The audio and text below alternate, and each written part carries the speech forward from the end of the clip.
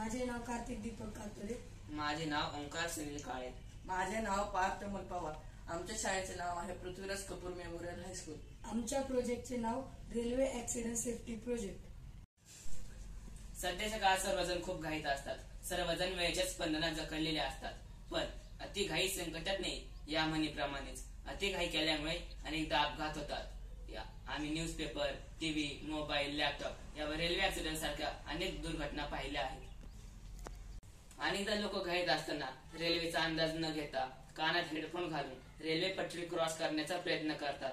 याच घाईत असल्यामुळे ते रेल्वेची धडक लागून मृत्युमुखी पडतात. हेच भयानक दृश्य बघून आम्ही हे प्रोजेक्ट बनवले आहे. लोकांच्या निष्काळजीमुळे अपघात कसे होतात ते आता आपण बघूया. जेव्हा रेल्वे स्टेशनच्या दिशेने जात असते तेव्हा लोक रेल्वेचा अंदाज न घेता रेल्वे पटरी क्रॉस करण्याचा प्रयत्न करत असतात आणि याच प्रयत्नामध्ये ते रेल्वेची धडक लागून मृत्युमुखी पडतात. प्रोजेक्टमध्ये आम्ही server motor, breadboard, ultrasonic sensor, Arduino, power supply साठी 12 व्होल्टेज अडॅप्टर वापरले आहे. ही सर्व्हर मोटर आहे. हिचा टॉर्क खूप जास्त असतो. ही 0 ते 180 डिग्री पर्यंत सेट करता येते. हे ब्रेडबोर्ड आहे. याचा उपयोग पॉवर ऍडजॉइनिंग साठी होतो. मध्ये व्हर्टिकल कॉलम्स आणि हॉरिझॉन्टल रोज असतात.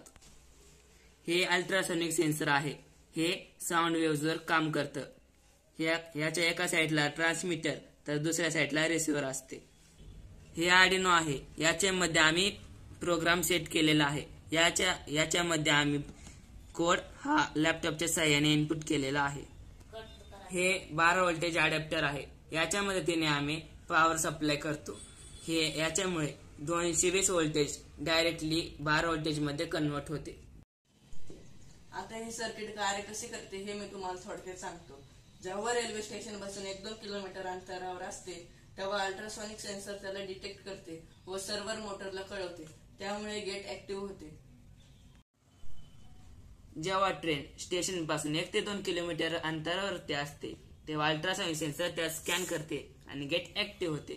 गेट ऍक्टिव्ह झाल्यामुळे लोकांना रेल्वे पटरी क्रॉस करताच येणार नाही आणि जेव्हा रेल्वे निघून जाईल तेव्हा गेट पुन्हा डिॲक्टिव्हेट होईल. जेव्हा रेल्वे स्टेशन कडे येईल तेव्हा गेट ऍक्टिव्ह होईल. गेट ऍक्टिव्ह झाल्यामुळे लोकांना रेल्वे पटरी क्रॉसच करता येणार नाही. यामुळे अपघात होण्याची शक्यताच राहणार नाही.